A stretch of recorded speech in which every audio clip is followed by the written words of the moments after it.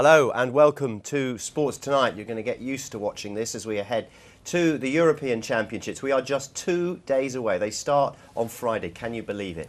With me in the studio, three people to look ahead to the group opponents, particularly of England, but also to broaden it out. If there's anything that you'd like to talk about, we'd love to hear from you, and we'll explain how you can get in touch throughout the programme. With me, Perry Groves, of course, proud Englishman. Another proud Englishman is Mick Dennis, and something of a continental cocktail, Mina Rizuki, who knows probably as much about European football as anyone I've ever met, frankly. How are you? You well? I'm good, thank you. Good, OK. Perry, England, feeling full of confidence? Not really, no. I think there's a general apathy at the moment. I don't think it'll really kick in until we play France in the first game. I think there's a lot of fans are looking at Roy Hodgson to see he'll get his team set up functionally and structurally, but there's not that excitement, and it might play into his hands because of the lack of expectation. You know, and I hope in the camp they've created a us against them sort of mentality, because there's not a lot of positivity flying around at the moment. I think if we get a good result against France, then I think it'll kick in, and then, you know, after the Diamond Jubilee celebrations, then I think it'll carry on. But at the moment, I just think the jury's out. OK, well, how do we follow the Jubilee? Can we? Well, I think it's a really interesting thing that's going on in the national psyche. What we're saying to each other is we've got loads of problems, so there's low expectation, and that's a good thing. And then we forget that it started with us having a lot of problems. It is very low key compared with other tournaments. I was in a supermarket this morning, as I often am, and they were just about putting a few token flags up. If you think of other tournaments, we would have been deluged with product by now, wouldn't we? And bizarrely, it is a good thing, because, you know, having been watching England at tournaments, particularly if you think about South Africa, what happened was, as soon as there's an error, then the weight of expectation and history crushes down on them, and it becomes self-perpetuating. In the same way as the Germans can do anything they like on the way to a tournament, when they get to a tournament they think, we'll do well here. And we can do anything we like successfully on the way to a tournament, we get there and think, it might go wrong. And so I think, bizarrely, that's right. The lack of expectation is a good thing. Mina, have you been surprised by the lack of expectation in this country? For once, yes, but for once they're realistic about their chances. I mean, all the time when you watch England, you sort of start hating the team, because it's like, oh, we've got the greatest players, you know, of our generation. It's the press's fault, Mina. It's the press's fault. It's nothing to do with, like, you're in the media the now. Lampard, the Gerrards, it's as if the golden generation. That's what we used to hear all the time in England, and everyone asks, you know, whenever you have an interview with Ronaldo or Messi, what do you think of England's chances? What do you think of England's chances? For once, there's no media furore. There's no, oh, we can do this. This is, you know, 1966 World Cup was like the last ever achievement. This is more realistic. They're more grounded. It's going in. It's kind of a little bit of the Italy 2006, you know, weighed by all their problems. This could work towards, you know, a good tournament. And when we come back, what we're going to do is we're going to look at all the opponents of England in their group. That's, of course, Sweden, with France to come as well, and Ukraine. And if you think it's been a bad build-up for England, you want to see what's been going on in some of our opponents' countries, particularly Ukraine, which is very, very interesting. We're joined now by a Ukrainian football writer who's in Kiev, and that's Sergio Filanenko. Are you aware of that, rather than being a showcase event, it's focusing on your problems and issues, and I wonder how that is received in your country? The problems described in the BBC Panorama show, they are exaggerated to a level. The official reaction from the media, from the government, from the fans was not what I really expected. I expected them to stand strong for what the country and the nation really is, but the president, as far as I understand, issued some statement in 2 or 3 days after the show itself. Those problems are really exaggerated. We don't have these problems on such a huge, large, widespread scale as it was described. Certainly we have certain individuals or groups of individuals who are who behave in a manner and way they should not, but you have those in every other country. So I don't think that fans and foreign visitors will encounter much of the racism and xenophobia problems that were mentioned. Sergio, I appreciate your time and good luck in the tournament, but not too much good luck, because of course you're in England. Very appreciate you coming on. Thank you very much for talking to us. Thank you. France are very much the favourites to win the group, according to the bookmakers, but then they make England the second favourites, and we wouldn't probably agree with that. So let's have a look at the French squad. What has happened, Mina, to this squad compared to the squad in South Africa, where they basically, you know, spontaneously combusted? Well, they have a terrific coach now. Is that what it's all about? And he left a lot of them out, didn't he? this His is first two in their squads, first game. clean sweep. Exactly. Clean In the first completely. game that he was in charge, he was like, none of the players that played in the World Cup are welcome in this match. He played a bunch of youngsters, people that hadn't been called up. He wanted to start afresh. They're still, despite the fact that they are much more of a united squad, and their new slogan, which they came out the other day, is "We're here for you." They said that to the fans, holding up a banner that said "We're here for you," and It's better than one bus, two teams, or whatever. yeah, it was actually a brilliant slogan. I wish I could remember it. 2 countries. It's better than being up a tree with a fish and a banjo. It is. But there's still not fish and that banjos much. everywhere. There's still not that much of a team. Let's consider our opponents, Sweden, who we always draw with. That is, England always draw with. Darren Christopherson is a sports journalist at Sport Expressen. He's just arrived. I believe you're in Kiev, are you? Good evening, good afternoon. Thank you. Good evening. Yes, I'm in central Kiev. I've just met up with the Swedish team, landed in the Kiev airport maybe 1 hour ago. What's the Swedish football public? What's their feelings towards Ibrahimovic? Yes, Zlatan is the Messi of Sweden. He has been in very, very good form this season. In Milan, he has scored 35 goals and made 20 assists, and we have very big hopes that he can bring some good luck to the Swedish team in the Euros. We're still a couple of days away from the start of the tournament, so I'm going to put you on the spot and say, Perry, who's going to win it?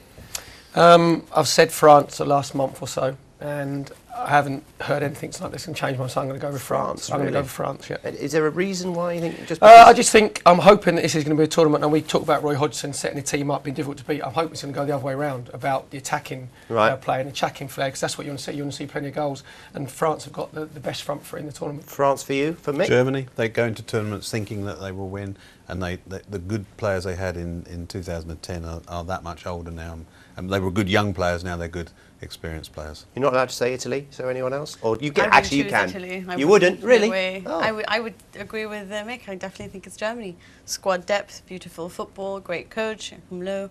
I can't. If football was a fair game, which it isn't always, quite good. But if football was a fair game, then Germany would certainly be the winners. Brilliant. Well, thanks for all of you for being my guest What this about evening. you? Nina. You didn't say. Me? Yes. Oh, you can't ask me. I know nothing Impartial. about the game. You have to say- you have I'm to be staying impartial. impartial. Choose I'd stay impartial.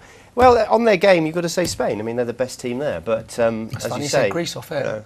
Well, in a moment, we're going to speak to our European correspondent, Tancredi Palmieri, who's in Warsaw. But before that, he's compiled this video report. Witajcie Warszawie, welcome to Warsaw. We are really few hours to the beginning of the 14th edition of the Euro Cup tournament.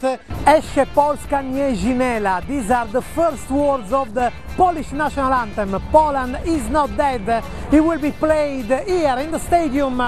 The Narodowy Stadium costed a huge amount of money, 354 millions of pounds, but this already doesn't matter because the kickoff is just behind the door. 5 p.m. Friday, Poland-Greece starts Euro 2012. England won't see the stadium unless they arrive first in the group and they go to semi-final. And I just can tell you that on summer, Warsaw is so worth it. Tancredi Palmieri, Sports Tonight Live, Warsaw. And you've managed to find some England fans, because yesterday you were saying that not one had turned up yet. Well, we found one here, and he's sitting next to me. Hey! Right. Oh, hey! I'm going to put the headphones on. Yeah, put the headphones.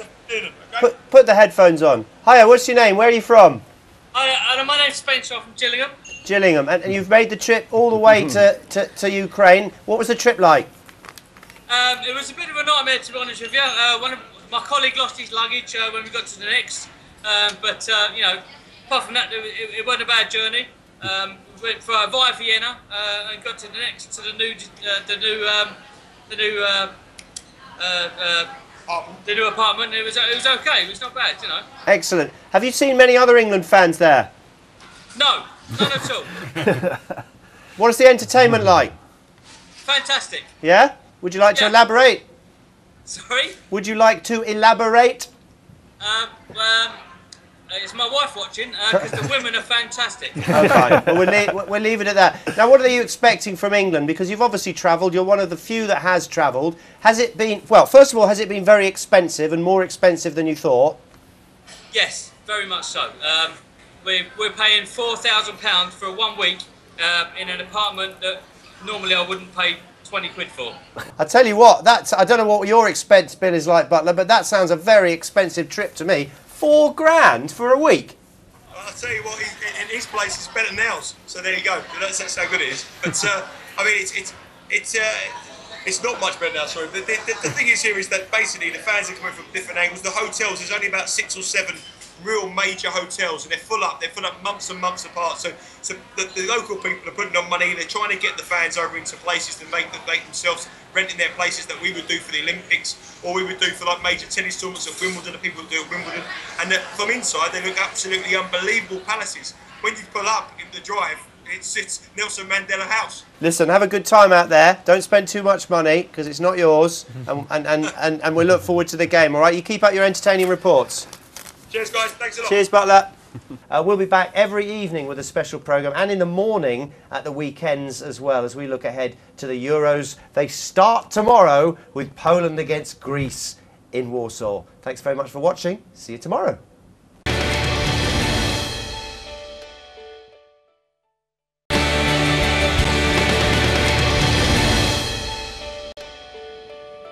Hello and welcome to Sports Tonight. At last, after weeks and months, maybe even years of waiting, the day has finally arrived when the Euro 2012 European Championship finals start. And we can stop previewing things and we can actually start talking about the football itself. It's all going to start in Warsaw at 5 o'clock UK time with one of the co-hosts, Poland, up against Greece. We've got reporters not just in this country, all over the place, talking to Poles, talking to Greeks, looking ahead to England's game against France on Monday, but we've got people in Ukraine and Poland as well. So you won't miss a thing here on Sports Tonight. But before we do all that, let's have some pre-match betting, not just on this game, but on the tournament as a whole. If there's anything you want to bet on, we've got the experts. So let me leave you in the capable hands of Chris Graham and Trevor Harris.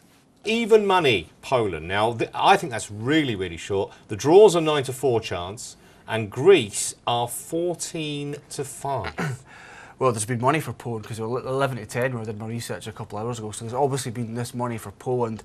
Their hosts, that must be a good thing. Yeah. No, it's not. If you look at previous European Championship games, the hosts have struggled. We are looking ahead to the start of the Euro 2012 Championships, which is starting in about a minute's time. Both teams are out on the field. We're going to be talking about the teams, we'll be talking about the game, we're going to be talking to fans, we're going to a Greek restaurant, we'll be talking about the betting, and we're also hoping that you can get involved too. Right, I want a camera on Mina here because she's jumping about and she's like slapping Flash and saying, told you. The 10 men have made it 1-1. You know what, I would like Poland to win, but I feel like Greece has been really hard done by, so I'm really happy for that because everyone wrote them off. And you know what? That's what they can do. Fine, let's go to the Greek restaurant and speak to Nick. He's a Greek fan in Bayswater in London. In this group, Poland, in my personal opinion, is the easiest team. So Russia and Czech Republic are the most difficult opponents. So draw is a good result, but not the best one. So I'd like it to be a win from that perspective because the most difficult games are still ahead. Daniel, how do you feel after that? Little bit sad, but we're lucky because our goalkeeper is saving penalty. How about you, Adrian? How do you feel? Little bit sad, as well, like my friend Daniel. But anyway, I'm happy because we didn't lose the game.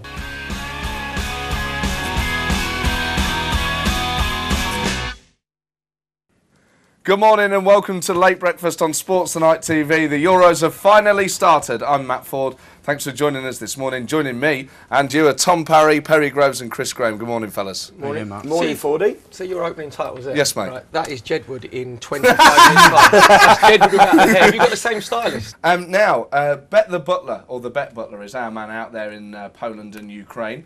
And he's been having problems. He's going to be throughout the tournament. He's going to be out there getting us the latest odds, giving us the lowdown on all what's going on out there, and with his expert opinion, keeping us up to date. He's staying in a flat somewhere in Eastern Europe, and he's been having problems with his cat.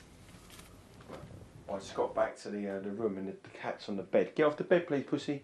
Good, pussy, get off the bed. Get off the bed. Can you get off the bed, please? Can you get off the bed? Can you get off my bed? I'm not really an expert on cats, and to be fair, this one is one of the most scariest things I've ever seen. So, I mean, I've been accused of being a bit wimpy about it and being a bit of a scaredy cat. But I tell you what, it's not for me, no. Nigel, if you look at it from the cat, you are in his flat. It's you who's invaded his area. Yeah, I understand that, but like, I just don't like them anyway, Perry. I just don't like cats, mate. I just don't like cats. Like, it was a big, massive dog here. We had a horse in the house. I'd be fine with that. But the cat, no. And it's not just the cat. It's the scariest cat you've ever seen in your life, mate. This looks like a before and after photo. This is what you turn into. I'm happy if I was you. I was hoping to keep my hair, but we'll see how it goes. No, you're ginger. Ginger people don't keep hair. Trust me. Look at that back in the day, mate. Perry Gone, mate. Groves. Flipping heck, yeah. Lovely kit. Like looking in the mirror. I love those old Football League logos. Do you know what? When I first saw that, I actually thought, I can't remember being captain for Arsenal. Oh, that must have been... It was obviously a black... honestly, when I first looked at it, obviously we were doing it as a mark of respect, but I tell people I was captain. So, Dan, you're the world champion of keeping up. That's it, yeah. I hold the world record, yeah. I juggled the ball for 26 hours, going back a little while. So 26 hours? 26 non-stop? hours, yeah, non-stop, yeah, straight through, yeah. What did you do for, like, food and stuff? Just ate and drunk while I was doing it, so, yeah. But what about toilet? Yeah, just went, you know. You could do... stick on my head. You had a big, like, Pampers thing on then? Something like that, nappies, yeah, big nappy, mate. Yeah, it was, yeah. You had a big nappy on, seriously? No top on, big nappy, yeah. Are you being serious? George Dawes. Oh, mate, how do you really go in there? No, the thing is, you wouldn't think that was beyond the realms of possibility, though, would you? Think, well, how would you go to the toilet and have the Billy Connolly incontinence pants? Exactly, yeah. Get a bit heavy after a couple of hours. So you stuck it on your head? Yeah, I basically had to juggle it. It had to be in constant flow the whole time. But every few hours you could go for a wee or whatever, so you just had to balance it on my head for a few minutes. And did you go for a number 2? No, I didn't go for a number 2. No, I held it. Well, so for 26 hours, that's a new world record. I don't know any bloke who's been able to go 26 hours. Never touched the ground for 26 hours. Never touched the ground. So you said to get your rest, you balanced it on your head. To balance it on my head, yeah. Now we saw him in part 1 going mental when he was whipped. He's now apparently made his predictions for the rest of the tournament. So I think we can join him now. So welcome back to the flat here in Donetsk, and we've got our predicting cat down here who's going to give us some score predictions for the Group B matches on Saturday. We're going to start off with Holland against Denmark. Do you think Holland will win? He's thinking about it, not quite sure. Do you think Denmark will win? Do you think it might be a draw? He's gone for the draw. He's gone for the draw in the Holland-Denmark game. Next up, Germany-Portugal. Germany? No, it doesn't fancy Portugal. He's gone for a Portugal win. So there you have it. The predicting cat has gone for Portugal and a draw in the first game. So it's Portugal in the draw. Predictions from the Ukraine cat. There you go. That's the psychic Ukrainian cat. Nigel there. He actually thinks the cat can speak. Do you know what I mean? Exactly. But don't you normally put 2 bowls of food and they go that one? So you sort of overload one with food and you go that way. No? He's been on the old homemade hooch you were talking about. Who's that? Nigel or the cat? Both of them. We're going to go to the butler in just a few seconds. He's got some news. God only knows what is going on out there. Here he is. What's the news? Water's on. You won't believe this, mate. You will not believe it. You know, I said it was a third world country out here and totally different from back home. Yeah. I just put on the telly and I thought there must be something on Ukrainian TV to watch. You won't believe who's on it. Let's have a look. Show you who's on. You're going to have to turn the camera around, mate.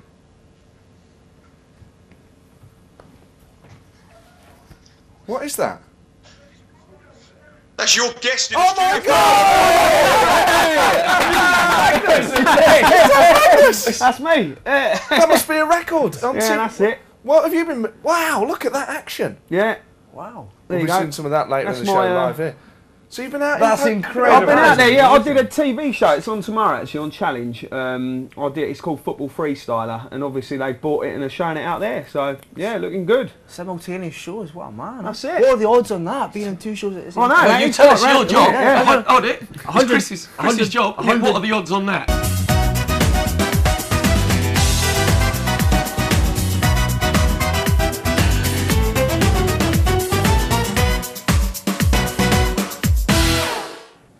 Hello, welcome along to the Eurozone show. This focusing on Euro 2012 and not the financial meltdown on the continent. Let's get the thoughts of Andy Brassel then. He does join us now, European football expert. Andy, good to have you on, sir. Your thoughts on Portugal, Germany. Did Portugal blow it tactically, or did, as Mina says, do what they had to do and play a defensive game? No, I think they did the right thing, given that it's Germany. You look at the power they've not just got on the pitch, but on the bench as well. And, I think Germany were a little circumspect as well. We're used to them being a counter-attacking team. But that just wasn't going to work yesterday evening. And I think it was a typical opening game of a tournament as well. No one wanted to give anything away. And, I think Bento realised that you have to be tactically adaptable. Of course, they were a lot more dynamic in qualifying. They scored a lot of goals. I think they scored the third highest tally of goals in qualifiers pro rata. Of course, they were in a smaller group. Yeah. But they had to try and control the game a little bit more. And, give or take a quite fortunate goal. I think they pretty much did all right, really. And you've got support for the Irish from all over the world, because we can hear now from, I think, the Good Child Foundation in Thailand singing a fantastic song of support for the Emerald Isle. Here we go.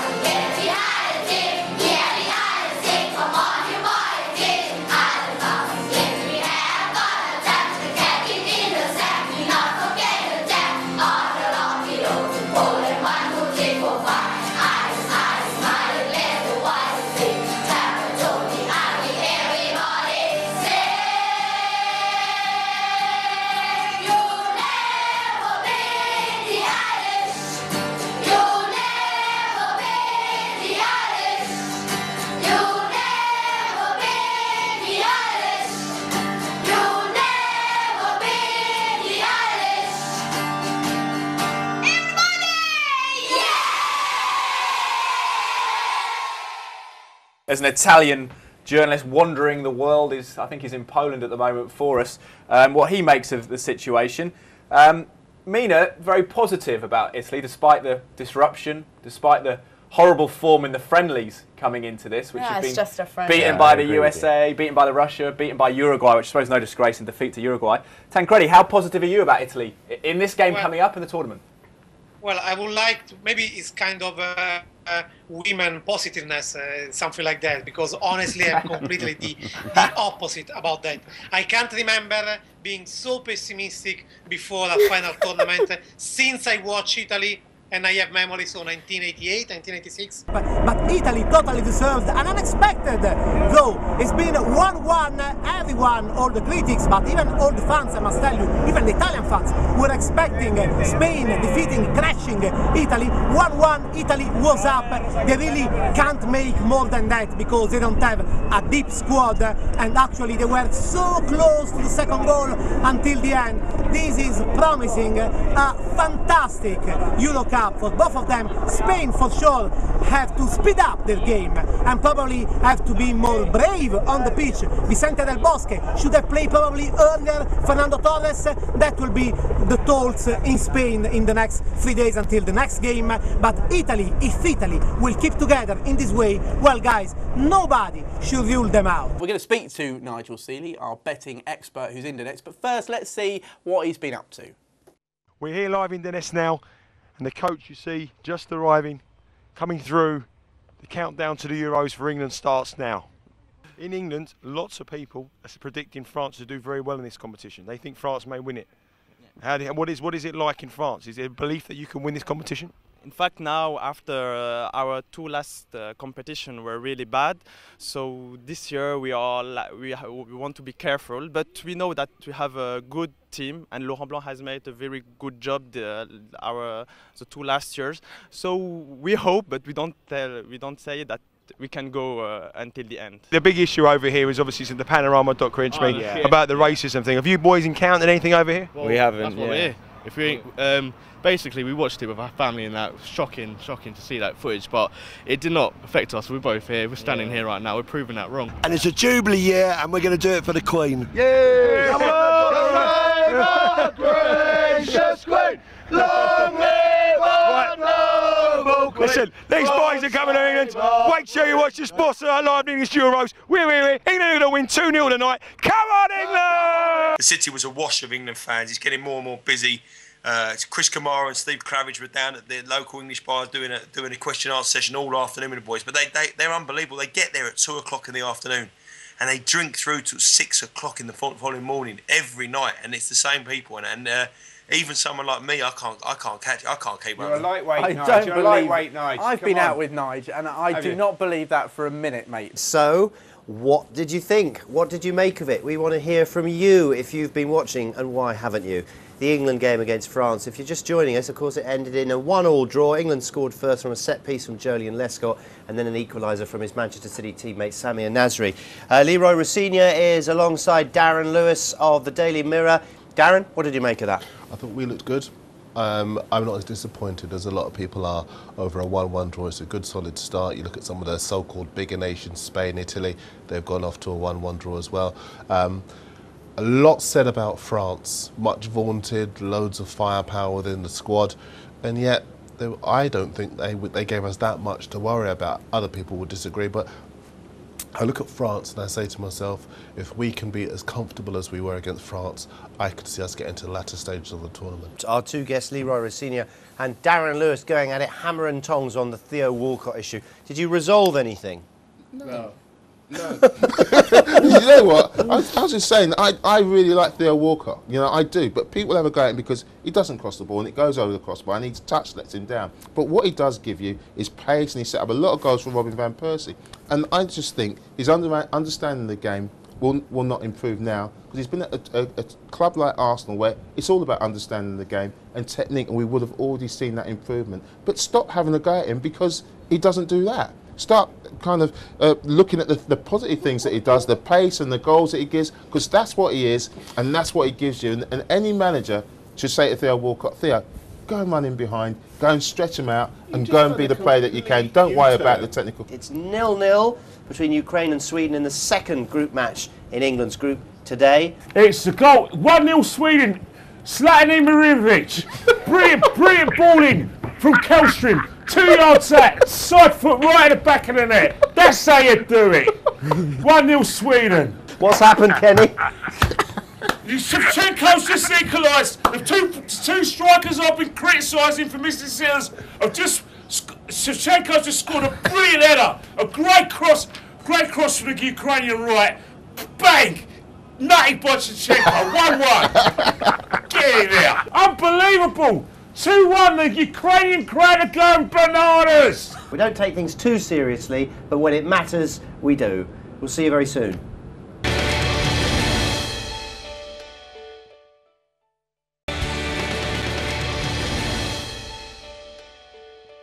Hello, I'm Ian Payne. Welcome once again to Sports Tonight. It's day 5 of the Euro 2012 Championships in Poland and Ukraine. Everybody has played now, and we're into the second round of matches in the group stages. I'm just hearing that John Henningham is on the line now. Now, John is a member of the England band, you know the ones. Now, last night, the band was banned. They weren't allowed in. Let's have a word with John now. Hello, John. Can you hear us? Hello, good evening, guys. Yeah. Where are you? We're in a bar in a little town just south of Donetsk, watching the Russia-Poland game. Okay, what happened to you last night? Basically, everything was set to go in the stadium, and we approached the sort of cordon where you go through, and we were met with the official saying that we can't come in. The FA guy who was with us Well, he meets us there usually at every game, and a UEFA guy, they got us through into our seats with the instruments. Then half an hour before kick-off, the safety people or the stewards from the direct stadium came and said that we had to leave the stadium, lock the instruments up in a room, and then try and get back in, which we did. Right, so you had to lock your instruments away because what, they were dangerous? Yeah. Well, they didn't say. There's this, I mean, obviously, there's a bit of a language barrier here, and the FA tried as hard as possible because they always have a meeting before to say we come in, which we have done for the last 16 years, never missed a game, home and away, and you know they did everything they possibly could, as did UEFA, in fairness. But there was no explanation given because it's all in Ukrainian, and not very many people speak English. It's all right at Wembley, but they've only got 2 tunes. And when you're an away fan and there's only 4,000 of you, you don't want a trumpet in your ear. And there will be lots of England fans who are saying, I hope they don't get into Sweden. See, sorry, minority view perhaps, but that's where I am. No, on well, no, you tweet. If you think that Mick's an old curmudgeon, you can Well, tweet that's away a and given. tell us, or whatever that word means, or if you think he's nailed it and he's hit the nail on the head and we've all just been too polite about the band, get in touch with us. The hosts have got another draw. 1-1 it finished tonight between Poland and Russia. Russia took the lead early on, but a fantastic goal by the Polish captain. I think probably the best goal of the tournament so far has put the Poles in with a chance of qualifying for the knockout stages. They've still got one more game to go. Earlier today, the Czech Republic beat Greece by 2-1. So if we look at Group A, they've both played 2 matches, the only group that has played 2 matches. You wouldn't say that it's home and hose for anyone yet. You'd probably say that Greece are going to struggle to get out of the group, but you never know with those games still to come. Russia playing Greece and Poland against the Czech Republic. Almost every outcome is still possible. There's a man there that we know and love. It's Nick Summerbee, and he's in his flat. I do not believe that's at home. Look at those curtains there, look, where we're actually staying. I've never seen anything as much of a dump as what you've seen. You have to get in this little lift, which only holds about 2 people in it, and then you come to this door, and when you walk into the door, it's just like this place is fantastic. Well, open the door, don't walk into it. You wouldn't picture where we were now. It's beautiful. Really? What's your telly like in your minibar? There's a big plazzy on the window, on the wall. Well, make sure it stays there when you leave. That'll be in my, don't worry about that. Maybe this gear coming back. Apart from those net curtains, though, they're not coming back. We drove past the stadium. Stadium looked amazing. The Olympic Stadium's on the opposite side of the road. And it's good, yeah, I want to get out and get busy. So there's a big pub where all the England fans are, so we'll get busy in there. And, yeah, I'm looking forward to getting out. Are you going out tonight, Nick? No, I'm an athlete, you know that. I don't know we're going out. Well, that's it, run round town. I won't be leaving that front door, let me tell you. Yeah. And we're going to go to Donetsk, where, of course, England played their first game against France. Nicky Summerbee has replaced the bet butler there for us. We'll talk to him live in just a second. But first of all, Nicky has sent back his very first video diary, and this is what he's recorded. Well, here we are at Donetsk, the stadium in the background where England played. Came here last night when I just came in from the airport. It's a wonderful stadium, all lights up light blue at night time. It's beautiful. Come into the city. It's a great city. All the family and kids are playing around everywhere. It's got a really good vibe about it. What's the message you want to put across to everyone? Basically, I want to say that media's been giving it a bad press, making it sound really bad place to come to, and you know, putting people off basically. And they've put thousands of people off coming. People have sent the tickets back because they thought people were going to be on top. They thought they were going to get attacked. Thought that police were going to be hassling you for your passport every 2 minutes. And bad accommodation, bad travel stuff. You know, everything's been on time. And it's been fantastic. Locals have been great as well. Listen, we're working here, by the way. This is hard graft. I mean, look, it's 90 degrees here now. I keep forgetting it's work. You know, we've got to concentrate and, you know, and just not drinking too much, not having fun, not laughing. This is work. Nicky Summerbee with his first video report for us. I think we can go live to Nicky now. He sounds like he's having he's having a very relaxed time. Everyone's excited. We're in a bar now where you've got the hand pumps there. You can sort your own beer out. We're on the old chicken wings. I've had more chicken wings than I've ever in my life. But there's no gravy for the northern boys, I can tell you. We're watching a game here now, which is very exciting, and it's great. It's just people love football, you see. Looking at the way things stand in Group B, Angus, There is a mathematical possibility of the Dutch going through, but it would take a hell of a final day, wouldn't it? Well, it's not as big a final day as you think, Ian, because of the result earlier on. Basically, Holland would have to win, and probably have to win decisively, and Germany would have to win their last game and beat the Danes, which they'll be favourite to do. But the only thing is, do Germany necessarily need to win? The answer to that is no. So they're through whatever. But at least there is still a chance for the Dutch, and they've got the attacking players. They could easily on their day win 3 or 4-0, which would probably be enough. Ireland have to get something, surely, don't they, out of a match with the world and current reigning European champion Spain. It's very, very easy. The better team won. Spain have just been absolutely magnificent. I know you can pick holes in the Irish defence all day long, but the Spaniards are just sensational. Their passing, their movement, the way they got it in behind people. They just put Ireland on the back foot all the time. So, is there anything you think that you could have done that would have stemmed the tide? 7 goals in 2 games. Perhaps if they were better organised now, maybe, but I cannot see it. The first game was very deeply disappointing to start so badly. If we'd got something out of the Croatia game, then maybe we might have done something. But to see this quality of Spain today and how we were just rolled over, it's an eye opener really.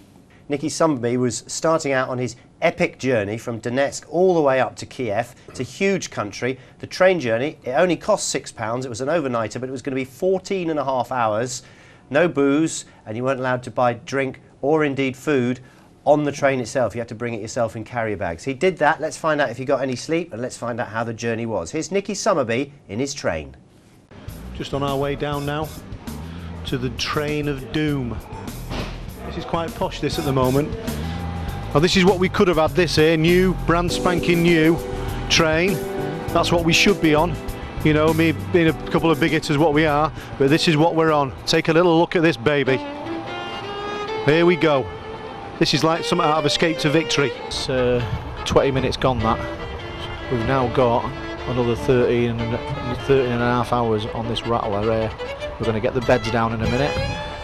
And that's it, you've got to get through it. But I'm telling you what, this is like being in a sauna. Just another hour gone.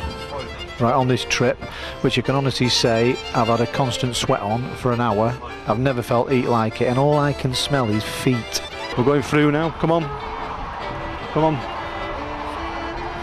This is where we're staying here now, our little place.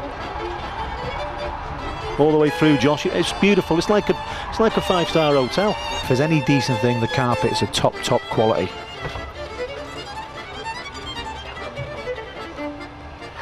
And I think they're the things what are stinking of feet. 4 hours into the journey, still sweltering. What does he come and bring down? Just what you need. A nice good old brew. Just to get you sweating a little bit more, you know what I mean? Great experience, enjoyed it. Tired, need a shower. I've got sweat all over me. Now the Queen there who's looked after us. There's the Queen there, look. She's looked after us. And we're on to the game now. I'm going to go into Kiev though. Just right in the centre again, I bumped into an old pal of mine here. Mickey Gray. How are you, pal? I'm very well. What are you doing over here? We've been working, haven't we? Sports Tonight. We've been out grafting, interviewing all the fans, all the Swedish fans. Not that many English fans there, is there? There isn't actually, no. Do they not know that you're here? Well, I've walked past about 2 or 3 people and I think I've turned a couple of heads, but I'm actually out here with Chris Kamara, who's never ever played for England, but for some reason everybody wants his autograph. I've been taking cameras off of them, taking their photographs of him. I don't know what the hell I'm doing here. Yeah, but Mick, what you've got to do is learn to be a good singer. Just give us one here now. If it was one of your all-time favourite England songs, you know, what would it be? Oh, It's Coming Home. It's got to be It's Coming Home. What does it go like? Just give us a little bit. It's coming home, it's coming, football's coming home. It's coming home, it's coming, football's coming home. Right, Michael. The only one I know. Summers, how's it going anyway? Have you been chirping everywhere? Of course. You just give us just a little bit of it, just a little talk. We're gonna sing for England, England. The whole of Europe will hear us, and now you're gonna believe us. We're England fans. Come on and sing for England. Well, there you go. Say no more. That's it. What score quickly tonight? 2-0. Andy Carroll get the first. let me introduce our star. He's got his own fans website now. His name's Kenny Ken. He's a huge gooner and he's a massive England fan. Is that, you know, when we do get the ball. Oh, let's go! Andy Carroll! Andy Carroll! Who just scored that? Who scored it? Who just scored that? Get in there! Great cross by Dylan! Andy Carroll, you beauty! Hey, I'd say Ibrahimovic is looking at it. Let's just have a look. Cohen, Ibrahimovic. Prove me wrong that you're a big game player. Go on. Don't prove me wrong, please. Actually, it's England.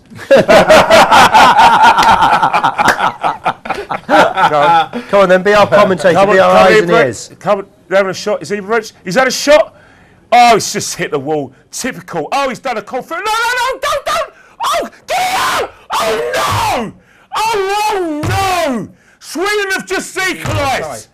It looks like it's Olaf Melberg. Everyone's jumping on Melberg. Yes, Olaf Melberg has got the equaliser. Sloppy England.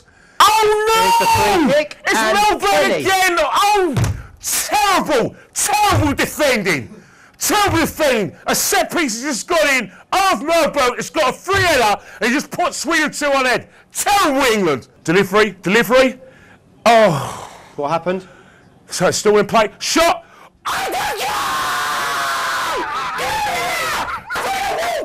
What a shot! Get in there! What a substitution! Oh! 2-2! England are back in this game! Get in there! Come on! 2-2! Theo! Oh, Theo Walcott! He's an Englishman at Arsenal! Get in there! Come on! Theo's got crossing. Oh, what a goal! It's Welbeck! 3-2! Brilliant, Theo Walcott! A great cross by Theo Walcott! Welbeck's just done a back heel! If it was Brazilian done that, we'd be talking about it! Get in there! 3-2 England! Yes! Get in there! Let's just take a quick look, shall we, at how the group table looks after all the teams have played today. Earlier today, France beat the co-host Ukraine by 2-0. England, as you see there, squeaking through 3-2 against Sweden, which means that Sweden cannot catch the top two with just one game to go. Let me tell you something that you probably didn't know. England have beaten Sweden in a competitive match. What's next? See you next time. Bye.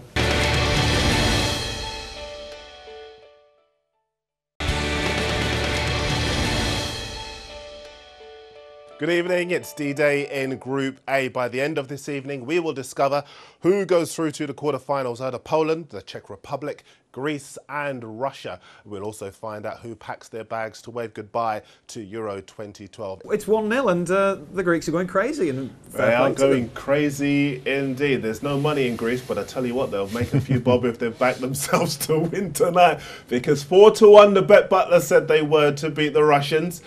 They're leading at half-time. It has been a night of huge upsets. Let's have a look at the table because it makes fascinating reading after, well, considering the way it looked at, 7:45 this evening, Wayne. Yeah, completely. It's been turned on its head. We sat here beforehand saying we expected Russia and Poland to go through. They looked the best two teams in the first two games.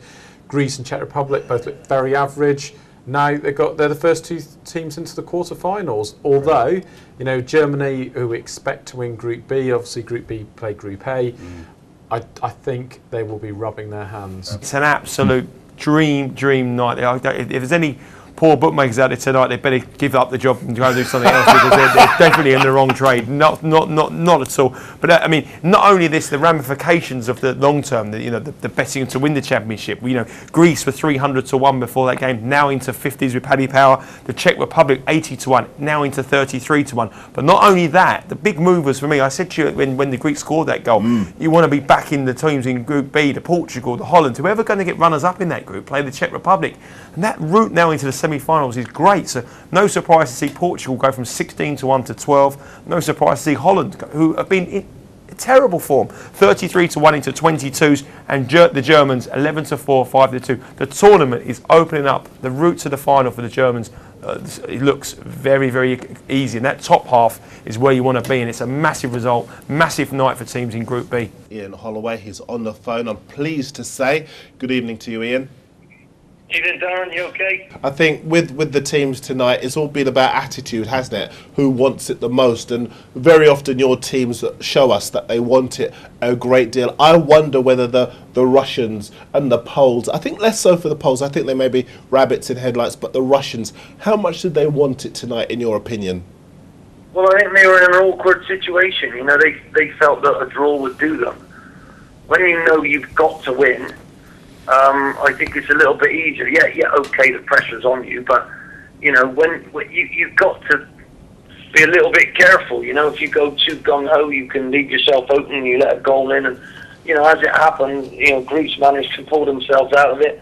The Czech Republic lost in the first game 4-1, yet they're still through. It just goes to show that, you know, really, truthfully speaking, it's a fantastic tournament. You know, we were all expecting it to liven up in the elimination stages, but it's already happened tonight. If we're following omens, the Greeks, when they won it, had exactly the same results in their first two games that they've had this time. You know, the 1-1 draw and then the 2-1 loss. So that's what I was saying. They struggled to get out of the group, and then they went on and confounded everyone and won it. So you just have to say. But I think that Greek team was actually better than this one. I have to say, Chris, when they beat Portugal in the final in 2004. But this team, I think, have scraped through. And I think, as we're talking about, Germany probably will play them next, Sam. And I think you've got to say Germany are big on favourites to go and turn them over. That's why they're still 50-1 to win. Yeah. I mean, I don't know if I quite agree with what you're saying about finding out Russia in the first couple of games. I think that they were unlucky to draw against Poland. I think they were a better side overall of the game. I know Poland finished strongly, but really, I mean, if you look at players like Djagoev and Arshavin, they've had a great tournament. Both those players have played really well in the first two matches, really well. Two of the best players we've seen in the tournament, yet they find themselves crashing out. I think they've been unjust by the fact that we've not got goal difference. I mean, Czech Republic are now the first team to qualify to win a European Championship group with negative goal difference. European expert who knows his Eredivisie, knows his Liga Sagres as well, and his Holland-Portugal matchups and the history of this rivalry. Andy, they tend to meet often, don't they? And as we've been talking about, Portugal seem to get the better of it. Yeah, well, the last time they met, of course, was back in 2006 World Cup, and Deco, who of course played in that, was describing that in one of the Portuguese papers as a match the likes of which will never happen. Wow. Because everyone got booked, and in his words, it was all the referee's fault. Oh yeah, 2 sendings off both teams with it. But I think when we're comparing, and Luther makes a good point about all the players that the Netherlands have had over that period. If you go back to 2004, when Portugal beat them in the semi-final, and that 2006 match, Cristiano Ronaldo is the only surviving starter. Now, in that 2004 game, they had Luis Figo, they had Rui Costa, they had Fernando Couto. Is a very different team. And while I don't think that the current Portugal team that's around Ronaldo is as bad as everyone says, of course, it's got 4 Real Madrid players, it's got Raul Meireles, a Champions League winner, it's got Nani, one of the best wingers in the Premier League. To say they're quite at the level of Figo and Rui Costa, I don't think so. Let's have a look at an Englishman who played at England under-21s, didn't quite make it to senior level, Manchester City right midfielder. We've sent out, dispatched him to Poland and Ukraine. Nicky Summerbee, I've got no idea what's on this video. He's just filing some reports. So let's see what Mr. Summerbee's got for us this time. Today, we're doing a little bit of I wish you were here, or wish you were here, whatever that programme was, with the, you know, just showing you some little points, and we're going to use a bit of history. How's that one for you? This is an average how a Ukrainian person dresses. Obviously, you've got to wear the socks with the flip-flops, which is always a nice little touch. Obviously, the shorts nice and high. And a nice T-shirt as well, just to, you know, if you're going to get into the spirit of how they actually go about and what they're actually doing, this is what everyone is wearing. Now, would it be a big hit in London? Would it be a big hit in Milan? We're on Shevchenko Way, which is not the Andrei Shevchenko, ex-Chelsea player, who started off this Euros with 2 fantastic goals, and will be playing against England in 2-3 days' time. This is Tupac Shevchenko. Now, Shevchenko is a name like Smith and Jones in England. It's a common name, but this is Shevchenko's way. We thought it might have been a footballer, but it's not. It's your man there. Well, bumped into a Ukrainian fan. What's your name? Yegor.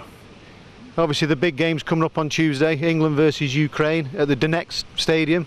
What score do you think it's going to be? Oh, well, I think maybe 2-0 for Ukraine, I think, because I'm a patriot, so I believe that Ukraine will smash England into pieces. Football's coming home. If you're struggling, always throw a church in. There's your church for you. This is John Hughes. John Hughes originally came from Wales. He sorted the coal mining industry out here in Donetsk and the steel industry. He even created Donetsk Football Club. Originally, when he was back home, he had something to do with Millwall Football Club very early on when they were in the boating yards and shipping yards. But this man here came from Wales and is a massive say in Donetsk. So I'm giving him a little kiss from my pal. Well done, Johnny boy. Just look at that monument there, it's wonderful. That's what we need, true leaders. If England are going to do anything in this competition, that's what we need, true leaders. A little bit like myself when I was a player. I've thought about it, I've studied it. If we're going to get on with this competition, which you have every right, we need true leaders just like myself. That's what we need, true leaders. True leaders. Nick, we've got to interrupt you there, we've got a goal. We tell you what, talking about this man potentially getting top goal scorer after his dry run. Let's go to David in the fan zone. David, that's the Messiah's arisen, isn't he? That's curtains for Holland, it really is. Cristiano Ronaldo. Holland made the change. They brought on Afellay. They took off the left-back Willems, and just gaps had started to appear everywhere. Every time that Portugal went forward, the pace of Nani and Ronaldo was just getting in behind them. And it was just a classic breakaway goal. He had all the time in the world, Ronaldo, and even not having the greatest tournament so far, he wasn't going to miss this. Absolute sitter. 2-1 Portugal. I think that's curtains. Let's summarise the situation in Group B, and this is how the table ends up. Portugal with the 2 wins after a defeat to Germany. They beat Denmark 3-2. They've beaten Holland 2-1 on the night, despite going behind. It was Cristiano Ronaldo double after Rafael van der Vaart came back into the team, gave Dutch the lead. Germany 2-1 winners over the Danes, despite Kroendelli's second of the tournament this evening. We will be back, of course, every night throughout the course of Euro 2012. Group B, that is, almost as exciting as Group A. It continues tomorrow night, Group C. Many more twists and turns ahead, no doubt. Good night.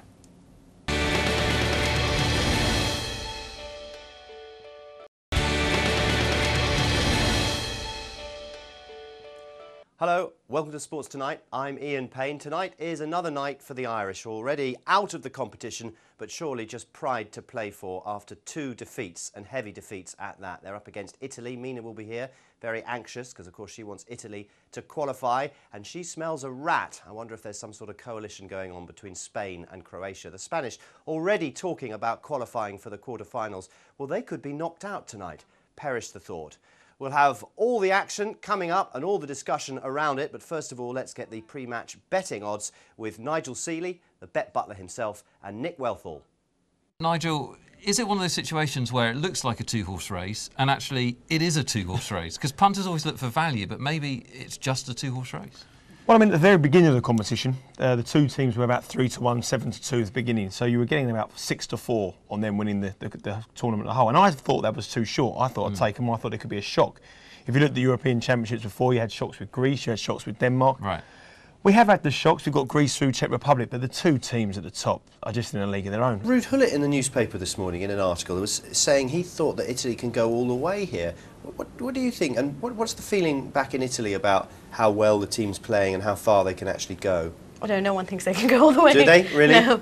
But that's maybe a blind, I don't know, optimism on certain players. But I do know quite a lot of high figures in the Real Madrid club actually bet on Italy going all the way.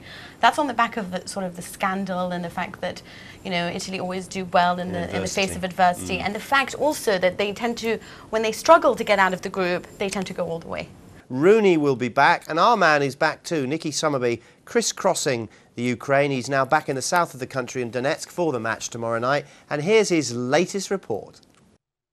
There we are, just watching him now doing a little bit of light training.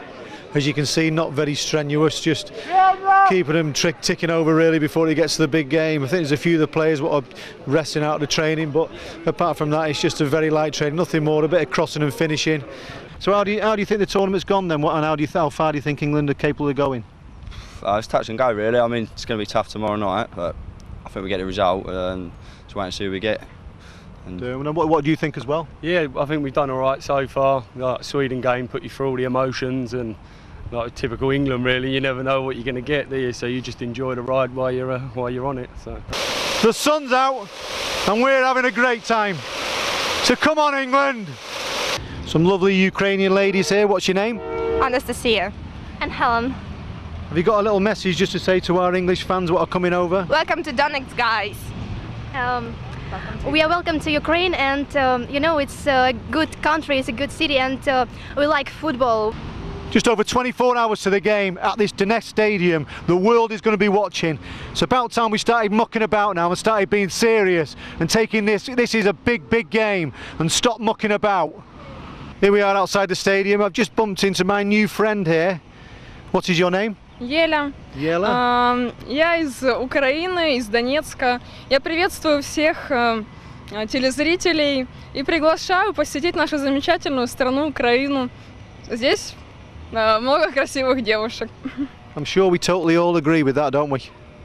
Now I'm going to give you something here now, because you know I've just about had enough of all these people sat on the fence. It's about time someone stood up and started singing. Started just putting your hand on your heart and believing. I'll tell you something, England are going to win these Euros. Now you might think I'm stupid. I'm telling you here and now, the first person you've heard, England will win the Euros. Now if you don't mind, I've got some more graft to do.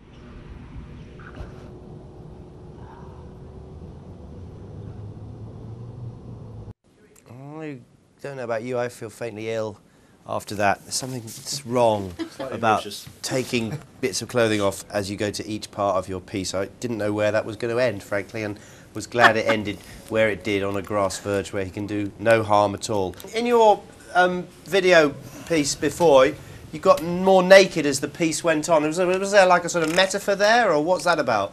Just trying to show the old muscles off one. I don't think I've ever had a six-pack. If I did have one, I drank it.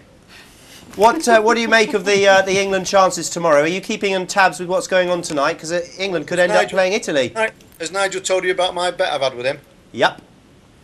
Well, that's it. That's what I think England will win it, me. I really do. So you think England will win the tournament and Rooney will be top goal scorer? Yes.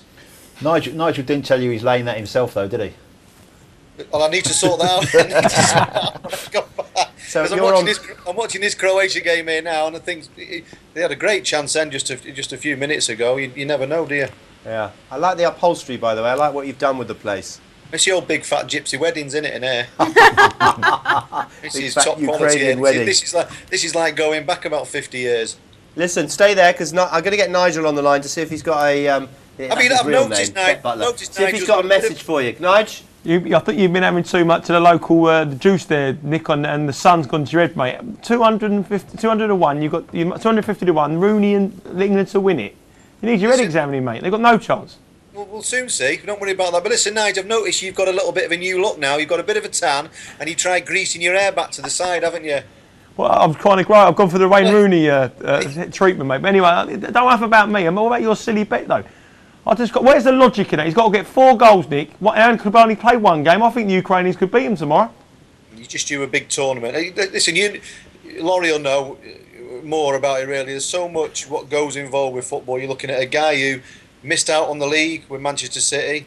He's watching from the sidelines at a player that usually plays. He's hungry. He's in the distance. He's ready to come on and do something. And all of a sudden, England, they've had their injuries. I just think that so much what goes into it. Young players have come in. They're all fighting. No one expects them to have a cat in hell's chance to do well. They've got a bit of that. They'll be very like the proper team and all that lot. And all of a sudden now they've held on till Rooney comes. I just think he's due a big performance. 2 very interesting games this evening, both taking place at the same time, with Spain scoring the only goal in their game against Croatia, so they top the group with 7 points, and Italy finish in second place after they beat Ireland by 2-0. Mario Balotelli getting the second of those goals, and Keith Andrews was sent off. I don't know what the Italian is for Happy Bunny, but you are one, aren't you? I'm ecstatic. I genuinely just...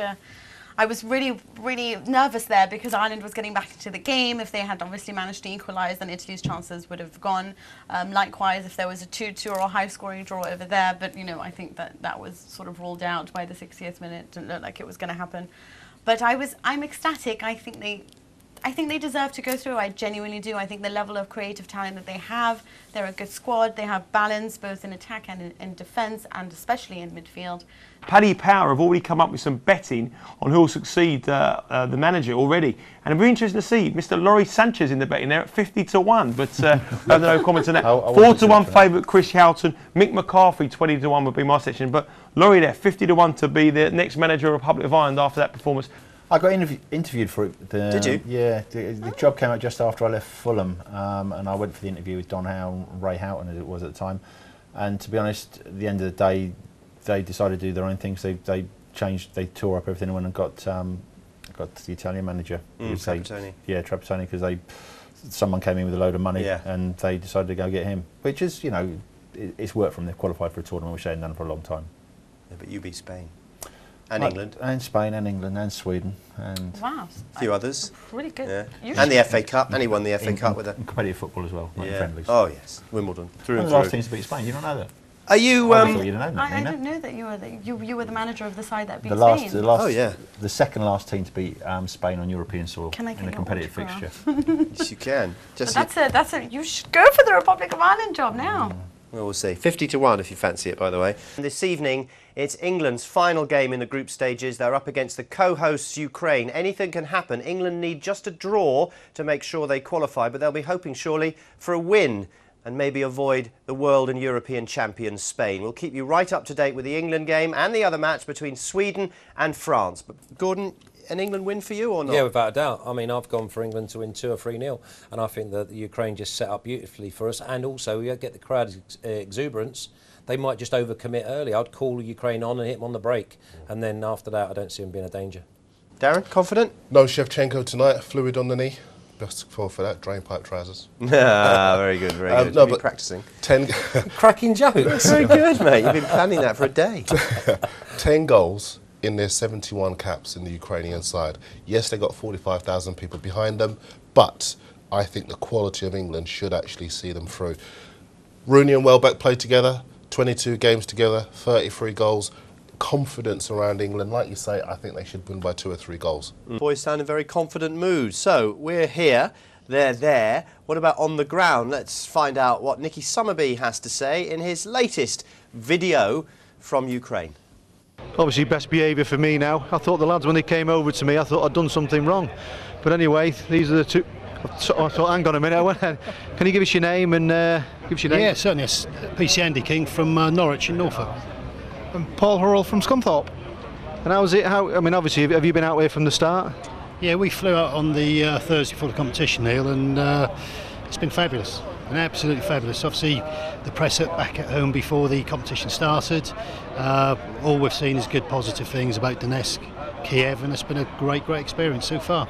And there's been no trouble or anything really, just everyone having a good time. And absolutely, it is a festival party atmosphere. It's been superb, it's been great. From here onwards now, it just really does build up, and I'm very excited. Can't wait for the game. But you know, we're only early now. People are just taking the time, having something to eat in all the bars around, having a few drinks, and pretty much just getting into the flavour for it. But it's going to start building up from here to the kick-off, and this is what it's all about. It's really exciting, and I can't wait. No, we can't wait either, and of course we're looking forward to kick-off in about 3 or 4 minutes time. We've been watching that first half, 0-0 between Sweden and France, 0-0 between England and Ukraine, and that of course means that nothing's changing at the top. So France, as it stands, will win the group, and they will go on to play Italy. England, meanwhile, in their quarter-final will play Spain. Although, you two disagree, don't you? You think that's an encouraging first half, and you think it's a discouraging one? It was an awful first half, I've got to say. I think they dominated us. I think that if we get through this, and we're happy that the scoreline remains 0-0, we're always vulnerable to the late goal, the late fluky goal, the late 25-yard drive that basically bounces off someone's leg, calf, knee, bum, and ends up putting us out of the tournament. Yeah, I think we'll have more and more chances as the game goes on. I think, as I said before, I think that Roy Hodgson will say, well done, but now let's be a little bit more clinical. Let's put a couple of passes together and just try and take the sting out of the game. Because actually, how can you say it? You'll say well done when they have because dominated they've kept a clean sheet away from home in a tournament that if the result stays the way it is, they go through. Job done. Feel, Kenny, as Darren does, that this Ukrainian team is there for the taking? Or Go on, Kenny! Rooney! Get in there! Get in there! 1-0! We were criticising England. We were saying that we're making Ukraine look average. We're not average now. They're totally below average. Come on, England! 1-0. I wonder if the bet butler's getting worried because He Nicky laid Summerbee it. has got 20. Is it 20 grand? He could win if his bet comes up, Butler. It's 50 grand he could win. 50! He's 50 grand. He's had £200 at 250 to Get 1. it England out. to win the Euros and Wayne Rooney to be the top goal scorer in the competition. Nervous? So, nah. There's a long way to go yet. Long way to go. Yeah, it was head through the company. It's all been bet through the company. It's not for me. If it was my money, I wouldn't be here. I'd be off to the other side of the world. Don't worry about that. But I want to bring in another former pro, and that's Jamie Forrester. Oh, there's been another goal! Sweden! And it's Sweden, I think, this time. Ibrahimovic! A bicycle kick! What a brilliant goal! The goal of the tournament! 1-0 Sweden. It might be 1-0 England for all that. But this is great for England. My friend, Slan Ibrahimovic, you beauty. Goal of the tournament. Pete, you're going out though, eh? And the beauty of that is, and we will record that for posterity, for the first time in 27 attempts, Kenny Genn got one of the greatest strikers' names right. Congratulations. England are in the quarter-final. They get an extra 24 hours rest as well. They will play Italy, who are runners-up in their group, and their group winners, Spain, will play France. Now, the big talking point, of course, in the England game was a goal for Ukraine that wasn't given. The ball definitely crossing the line, replay showed. John Terry managing to do a bicycle kick to get it back across the line, and one wonders how these things can happen, not only in modern day football, but also with the fact they have not 1, not 2, not 3, not 4, not 5, but 6 officials, one of whom was what, 6 or 7 yards away on the line, and he still didn't give it. So what is the point of these 5th and 6th officials? Let's have a word with Jeff Winter, who rejoins us now. Well, I didn't think we'd be talking about these sort of things after our last chat, but we are. What did you make of that? Well, I'm sorry, maybe as an ex-referee I've got a screw loose or something, but the television has not proved to me that the ball crossed the line. Now, you might be shocked with that because the TV coverage out there, it isn't Sky Sports, let's be honest, it's not the best. The ball was in the air, and when you saw the view along the goal line, could you see all of the ball behind the post? Because I couldn't.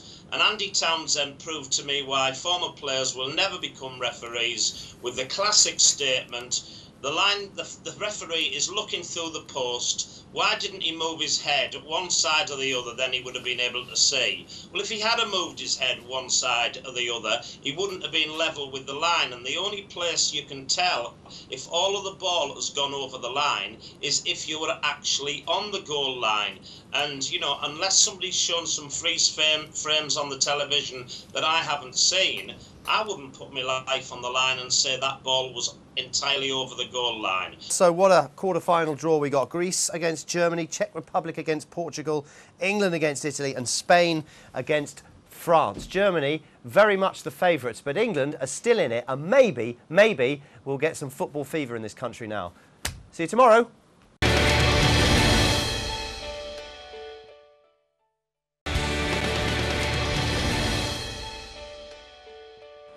Hello and welcome to Sports Tonight Live once again. I'm Ian Payne. OK, the footballers have got a night off, but we haven't. We've got an hour of discussion. I want to say we, I mean Wayne Veazey from Goal.com, he's the chief correspondent then, and the former Arsenal legend that is Perry Groves. From the first game, the Poland-Greece game, which was absolutely fantastic. There was sending off, there was penalties, missed penalties, goals. Everybody thought, actually, this tournament's going to be a bit different, and it has. I don't think there's been one really shocking game. You know, England's games have been pretty sort of ordinary to watch, and they've been very well structured, not very exciting. But there's still the nervousness in there because it's England you're watching, you know. So I think probably back World Cup 90, I think, you know, the Gaza World Cup was exciting, and 96 it was in our country, but I think this is, the opening stage has been the best tournament I can remember. Have you both changed your mind about how far England can go after what you've seen so far? A little bit. I mean, I was quite pessimistic about England's chances. I wouldn't have been surprised if they got knocked out in the group stages, thinking quarterfinals was the limit. But I was surprised they won the group. I thought France would win the group. So avoiding Spain, I mean, that can only be good for England, even though I think Spain are past their best. Nicky Summerbee, our own correspondent who's in Ukraine, he's on a 14.5-hour journey up to Kiev. He's done the same thing back again, and he sent us this latest report from Ukraine. It's a day after the night before, another England victory. You know, it's a strange sort of feeling because everybody just gets on the travels now. They're thinking about the next game, trains, planes, driving, everything. They're doing everything to get to the games, and it's great credit to them. I never realised really what fans are capable of doing just for the love of football. Are we capable of doing it? 100%. Why not? If Greece can win it, as long as you're solid. The players look like they're finally playing for England again. They look passionate. We've got an English manager. I think the fans are all behind them now. The golden generation's gone. Why can't we win it? It's pretty dead round here now, but what can I just say? The way in which they've looked after us here at Donetsk is absolutely impeccable. And if you ever get the opportunity to come here because it's something special. But the England bandwagon's rolling on, and I'll keep you informed. Thank you very much. I'm having a great time. If someone scores against them first, there's almost no better team to watch than the Italians attacking, but they so very rarely do it. They always nick one, and then it either 1-0 or 1-1. They very rarely go on and score a hatful, do they? It'd be like watching Italy A against Italy B. We play very, very much like a cat and mouse game. I think if he does play De Rossi at centre half, I think he'll go back to playing 3 centre halves. Because I think De Rossi's better at being the sweeper. I don't think he'll be able to cope in a 2 because he doesn't think like a defender. Let's find out then the latest team news from the Italian squad. We can meet up with Tancredi now. Does their fitness worry you, Tancredi? Because against Croatia and Spain, their intensity dropped in the last 20-25 minutes. So I think that's where England could be in the ascendancy. Yeah, that is actually the weak link of Italy. Yeah, I mean, it's a team that can't last all the 90 minutes. There are some of the players that are coming back from injuries, recovering from time of injuries. They are fully recovered, but of course they don't have the 90 minutes in the legs, as we say in Italy. One of them is Castano. There are also the people in the flanks, I would say, especially Maggio. Most of all, the thing is that can't come a replacement from the bench that can stretch the time of resisting for Italy in that time. So as long as I'm thinking, but I heard even others, and I think you all are thinking that penalties or extra time could be a chance in the next game, yes, that could be the weak link, because if the time is stretching, of course, England could have another advantage. Tancredi, thank you very much. Enjoy the game when it comes. You haven't got too many longs away. So much. Aren't you looking forward? Yeah, we are. We don't want to get too excited because we tend not to do that these days. Because we've been... This is what is worrying me, guys. They're not getting too excited. I saw English getting excited uselessly for 20 years and nothing was happening. This time, all this understatement, I think, is the biggest weapon that you have. Please get excited, guys. I want to get through. Get excited, guys. No, we refuse. We stay calm. We will stay calm till the end. Thank you, Tancredi. You can do all our excitement for us. Portugal against the Czech Republic. Portugal have got Ronaldo firing in, but the Czech Republic, they seem to have found their form just in time for the knockout stages as well. We'll look ahead to that game. We'll bring you all the action from it. OK, well, let's have a look. Oh, I think we finally got a goal. And it's that man. Is it £700,000 or not? Paul! It's 1-0 to Portugal, and it's Cristiano Ronaldo with a header from a João Pereira cross. It's been coming, to be honest. He came in at the back post, eluded everyone, smashed it low and into the roof of the net after it bounced. Portugal are into the semi-final, and they will play either Spain or France in that semi-final next week. The Czech Republic are out despite all their heroics. Our best player of the tournament so far has been crisscrossing his way across Ukraine. He's had a 14.5-hour journey north, 14.5-hour journey south, but we paid him enough to take the fast train up to Kiev this time. So Nicky Summerbee has sent us his latest report from Ukraine, travelling a 7.5-hour journey. It's a sprint, not a marathon. Well, this is, as I've probably told you before, it's the first competition. It was the first time I've actually seen England playing in any sort of competition, and I never really fancied it, to be really honest with you, about coming over anywhere and watching them. But I definitely would look towards a World Cup now and trying to go out there in Brazil, because it is absolutely brilliant. Best moments and worst moments. Best moment, obviously, is watching the football, going in the ground, getting the atmosphere. You know, that's second to none. Hearing the national anthem, brilliant. Worst moments, obviously, the train of doom wasn't very nice at all. You know, and I think we bonded with the Ukrainian people. I think, you know, they've enjoyed seeing the English here, the British here. You know, and we've enjoyed being with them as well, though. But to watch the football, definitely. I'm just thinking, when's the next competition? You know, I'd think about booking it as soon as possible. And the whole world smiles with you. Hello, Des, can you hear me? Is that Ian? It is, yeah. Hi, Des, how are you? How are you, my friend? Long time no speak. Long time no speak. What have we made of this European Championship so far? Well, I think it's absolutely fantastic so far, but the difference between winning and losing seems to be so narrow. I know it wasn't in the game we just watched, because Ronaldo dominated and Portugal were far and away the better side, but looking at a lot of the other games, I mean, England against France were the inferior team. Against Sweden, we were 2-1 down, could have lost.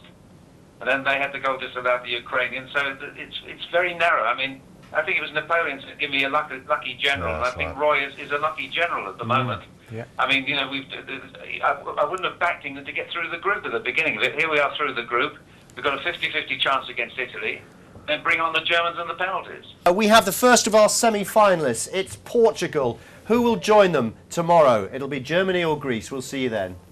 Cracker from Philip Lahm into the far corner, and Germany lead. So Jogi Löw will be a lot calmer now than perhaps he was before. That was an absolute cracker from Philip Lahm. Yeah, you stay there, Kevin, because we're going to get the Greek version of that now. Nikos is watching the game for us. What happened there? It looked unstoppable, Nikos. Yeah, it was unstoppable, unfortunately. It's all over, by the way, and well Germany are through. They've beaten Greece by 4-2, and one has to say that actually doesn't reflect the dominance that they had in the game. Spain against France is tonight's quarter-final. With me in the studio to enjoy it are Ada McGee, sports journalist, and Lawrie Sanchez, former Northern Ireland manager. There has been a goal in the European Championship quarter-final between Spain and France. In the fan zone to see it is Charlie. Charlie, what's happened? Well, it's an absolute classic goal, in my opinion. Jordi Alba was a player I was going to come on to mention. He's at left back, and he's been driving forward like anything. Both Arbeloa and Alba have been fantastic at the fullbacks, and he's just been played through by Iniesta, and he's then just drifted across from the left. And Xabi Alonso at the back post hit his header down into the floor. A great place to head it, and it's just gone into the back of the net. A great goal, classic goal, 1-0 Spain. I'm going to go right now to Javier while I'm in the mood, because Javier, what a performance by Spain tonight. And I think it does put pressure on Laurent Blanc, but don't worry about him, worry about yourselves. You're into the last three, you must be delighted. Absolutely, yeah. The second half wasn't that good for us. I think we were a little bit sloppy, but we played a great game. France didn't show any threats to us, so we're really happy to be in the semi-finals one more time. Javier, are you surprised France didn't show any threats to you, given the firepower that they have at their disposal?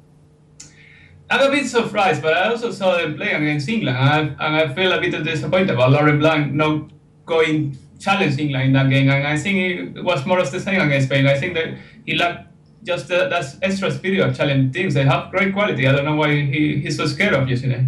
Laurent Blanc, the French really drawing a Blanc in his position now under pressure. But Spain, they're not looking too shabby. They're into the last four of the European Championships, and I think they will take all the beating. Come on, England, get in there and throw some punches. See you tomorrow. Hi there, welcome to the show. Hope you've enjoyed that Sunday dinner or that afternoon barbecue. Now it's time for the serious business of England against Italy. What I'm concerned about is when people say that they're the new Italy, because they're playing Italy today, and they're obviously better at it than we are. I hate that. Everybody's been saying, we're like Italy, we've been playing like Italy. I don't want us to play like Italy. I think we need to play like England today if we're going to win. Take a look at this. Tim Vine was on our breakfast show yesterday morning, and he had his own inimitable take on the team talk for Roy's boys. We need to get out there and we need to take a dream that's not going to kill us, but it's going to kill them. We need to smother them, be like Contagion, be like measles, be all over them, be quicker to the pass, be quicker to the tackle, be quicker to the cross. Peanut butter and jelly sandwiches are not the answer here. We need to get this team and we need to flatten them. Get out there, win it. England, 3 goals in the first 5 minutes, get the winner at the end. We have come to join Kenny in the fan zone because we're all fans of the beautiful game, and the beautiful game is about to turn ugly for one of the 2 teams at the European Championship quarter-finals. Italy have had 36 attempts on goal and not managed to score with a single one of them. I think that means it's going to be England's night. Come Kenny on, is trembling. 2004, 2005, 2011. I've never seen you miss a penalty. I was at Cardiff against Man United. That side, boo, don't let me down, please. Oh! Yes! Oh! Italy scoring. Italy need a penalty now, scored, to move into the semi-finals. Italy's semi-final. Come on, Joe Hart. Joe Hart. Joe Hart, it's down to you. It's down to you. Who is it? It's down to you. Diamanti. Diamanti. Oh, yes! Yes! Italy won. Yes! Oh, God. Italy win on penalties. The ex-West Ham striker, Alessandro Diamanti. The one you cussed, by the way. The man I said was no good, scores a decisive penalty because Ashley Young and Ashley Cole both miss their spot kicks. Italy came out looking as though they were going to run away with it, but England really did prove difficult opponents. In the end, courtesy of spot kicks, Italy, they pulled off the Italian job. They're into the last 4. Good night from us.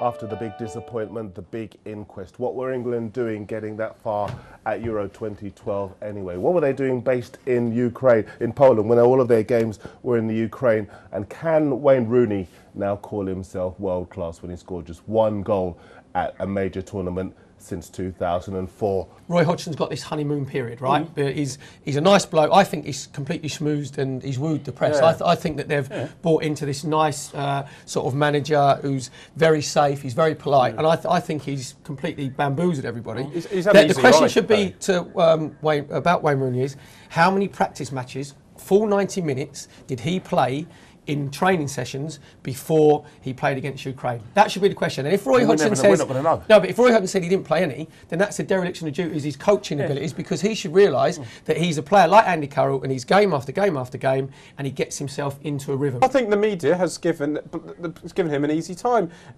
It's particularly, I would say, the media who are travelling with the England team. You know, they've all been based in Krakow, and there's all this talk about England being great tourists, and they've been shaking hands with the public, and they're not like they're based in Rustenburg for 2 years against Africa, where they're very distant.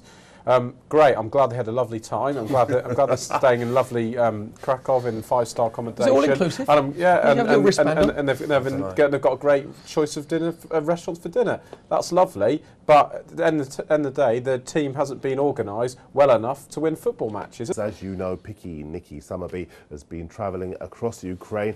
He's been there for the last 5 days or so. This is his final report before we welcome him back to Blighty. Here it is. This is the day after the night before, obviously, the England game last night against Italy. This place, as you can see all around you here now, was absolutely rocking. All the way, it goes all the way down there. There was, at one particular point, there was nearly 400,000 people here. I mean, there's bands playing, there's stuff for the kids, football pitches, face painting, everything. The job they've done here is absolutely phenomenal. It was embarrassing, really. We got outplayed in most areas. We should have put a couple of chances away, but you could say the same for Italy. I mean, we were over defensive. When you start out defensive from the start, you can't expect a lot from the game, can you, really? I think we've done as well as we could have done. I don't think we've got the players that are good enough at this stage. I think where we got to into the last 8 was a success. It was just about where we are, unfortunately. Same old story, innit? You know, what can I say? Nothing more. Same old story. can't really say what. There you go. I think that's the feeling really. A lot of the England fans just a bit upset. You know, I think they thought they might have got a little bit better, but it's not the case. But that's the way they feel.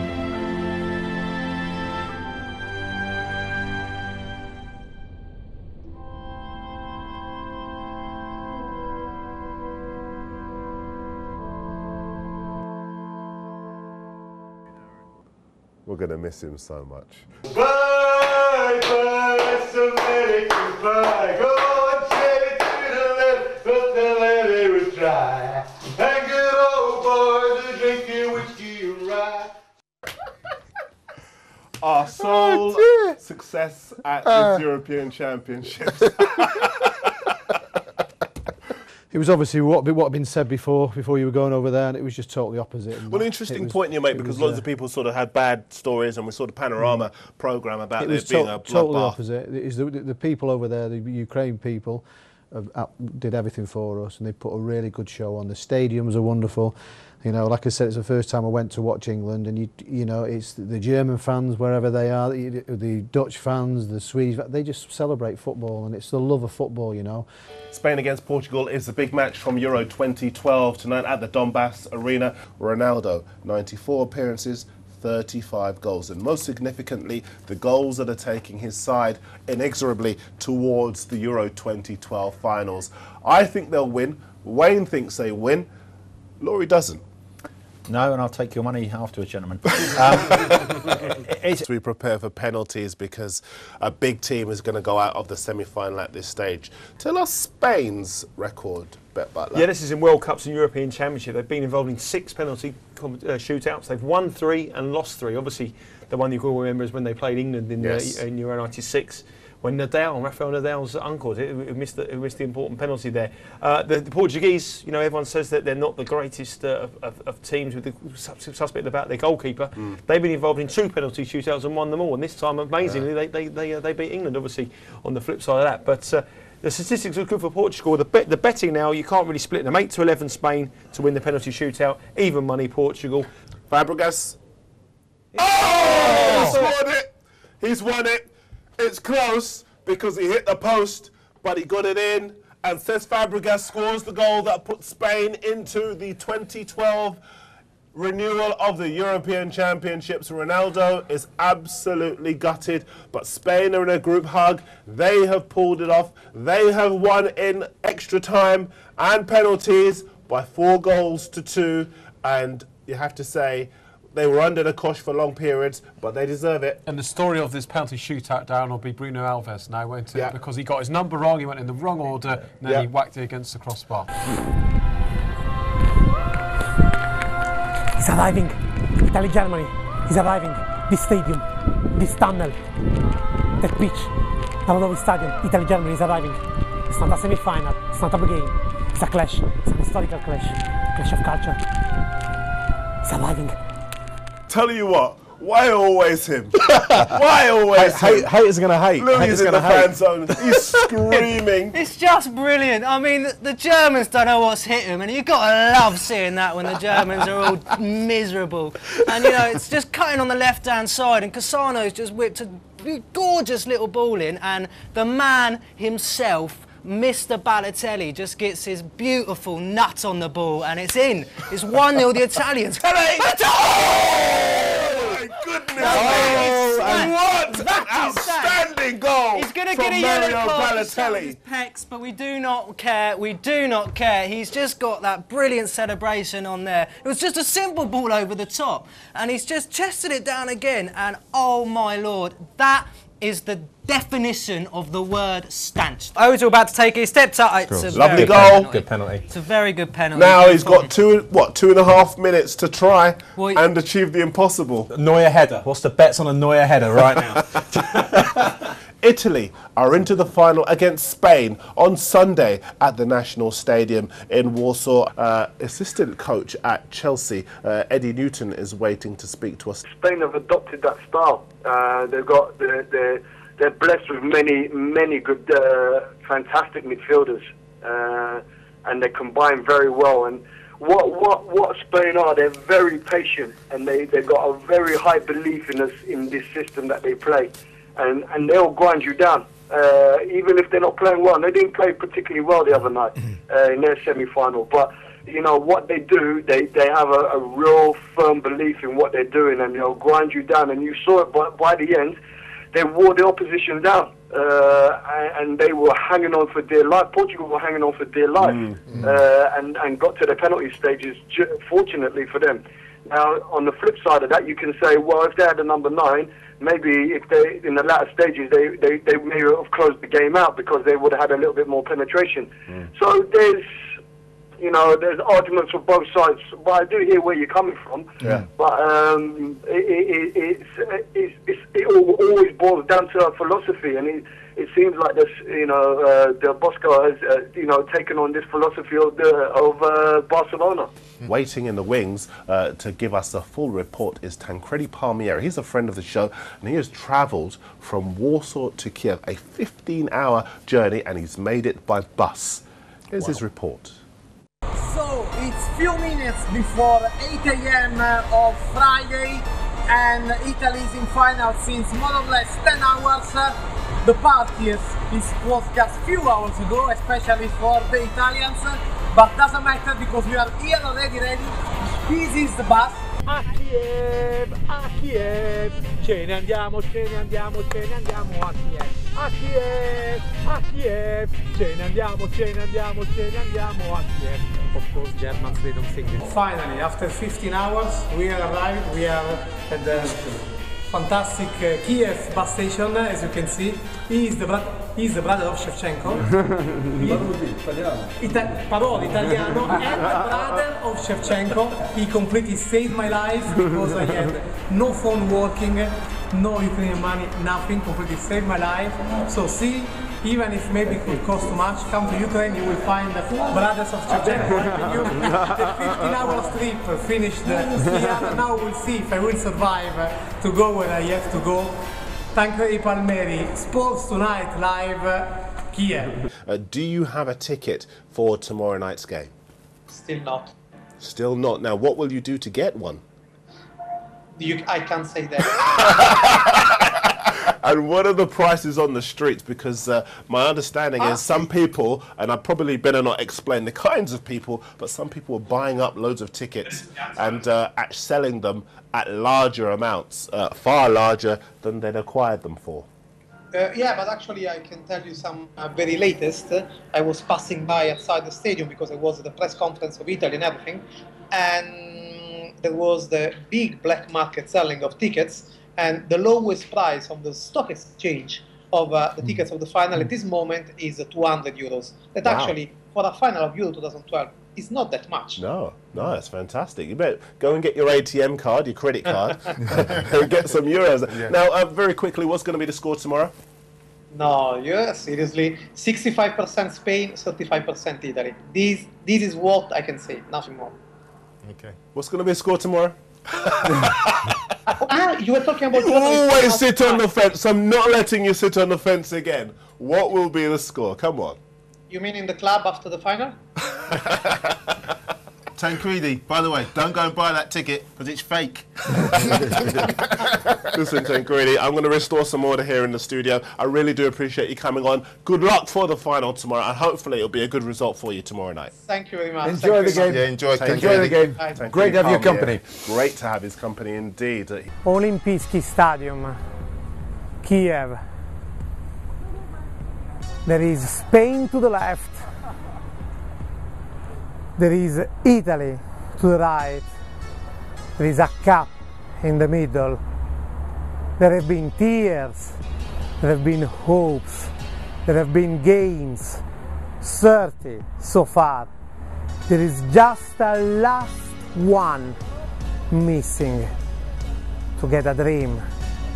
A dream waited 44 years in Italy to lift that cup. There have been dreams, and dreams is what life is made of, until at least there is the kick-off. Tancredi, what other aspects of the Italian game have impressed you generally? Just the attacking philosophy, that the midfielders, Montolivo, Marchisio, who has wowed you other than Pirlo? I don't know if you can spot this tactical Ukrainian. Ciao, Ukraine! I knew you spotted a woman because you just zoned out. as well. Fantastic, he's the man. Is your next analyst, your next co-analyst is there, Tancredi? You are terrible, Tancredi. You are a stereotypical Italian. Yes, today I am, and I want to Hey, this was the man who was in doom and gloom before the tournament and thought they'd get knocked out in the group stages. Yeah, so pessimistic Tancredi. He's come alive. He's come alive. He's on a high. Brilliant football by Spain. Brilliant one-touch football, tiki-taka football. This is a privilege to watch that goal. Excellent goal. Great movement. Great movement from the Spanish. From defence to midfield through to attack. Fernando Torres has put the icing on the cake, I'm afraid, for Spanish fans, Spanish and the country of Spain. 3-0. Game over. Totally game over. Ruthless. Knife through butter. But it's just ruthless. Brilliant play from the Spanish midfield. Great through ball by Xavi Hernandez for Fernando Torres. He squared it from Juan Mata, and Juan Mata just put it in 4-0. At least they tried to go for it, not defended the whole way through, and that's something to be proud of them for. But you just can't overcome this thing. Loads of you tweeting your respect for Spain as a national side. Stuart saying that Spain are an international dynasty, a privilege to be able to watch them play in their prime. MCFC Forum says, congratulations to Spain, they were the best team of the Euros, and indeed the best team, listen to this, ever to play football, in my honest opinion. Whew, that's some tribute. Lawrie, impressed, but not that impressed, surely.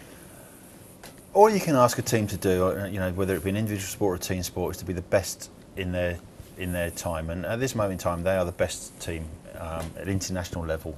It has been wonderful enjoying your company over the last 4 weeks. 31 games, every goal, every game, every day has been here on Sports Tonight Live, your go-to station for the very best analysis in top-class football. We will continue to bring you top-class reaction from all the big events around the world of football and sport throughout the summer and beyond. It's been a pleasure to have your company. I'm back with you tomorrow. We will continue to bring you the very best top-class reaction to all of the top-class games. See you very soon.